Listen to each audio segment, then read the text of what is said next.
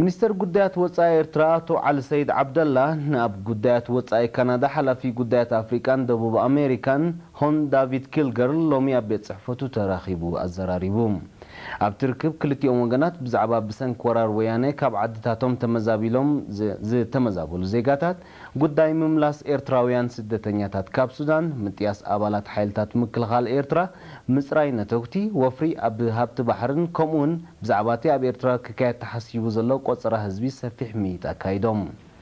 ኣብቲ ኣጋጣሚ ሚስተር ኪልገር መንግስቲ ካናዳ ነቶም ብሰንኪ ዝሓለፈ ኩናት ካብ መነባብሮኦም ተመዛቢሎም ዘለዉ ኤርትራውያን ኣብ ቦታኦም ምስተመልሱ ሓገዛት ክገብረሎም ምዃኑ ገሊጹ ነቶም ካብ ሱዳን ናብ ሃገሮም ዝምለሱ ኤርትራውያን እውን ኣብ ምጥያሶም ተመሳሳሊ ሓገዛት ክገብሩ ምዃኖም ሓቢሩ ብዘይካዚ ኣብቲ መንግስቲ መዲቦ ዘሎ መደብ ምጥያስ ኣባላት ሓይልታት ምክልኻልን ካልእ መደባትን ክሳተፉ ድልዋት ምዃኖም ሚስተር ኪልገር ኣረጋጊጹ ሚስተር ዳቪድ ኪልገር ኣብ ጽምብል 10 ዓመት በዓል ናጽነት ክሳተፍ ብመሰረት ዝተገብረሉ ዕድመዩ ትማሊ ኣስመራ ኣትዩ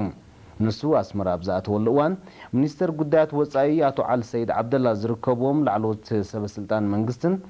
ኣባላት ቤት ጽሕፈት ቆንስል ካናዳ ኣብ ኤርትራን ተቐቢሎሞ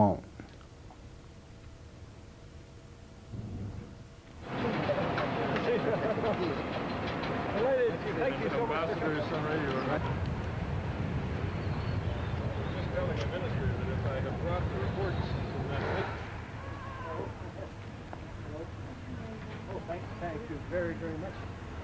Thanks.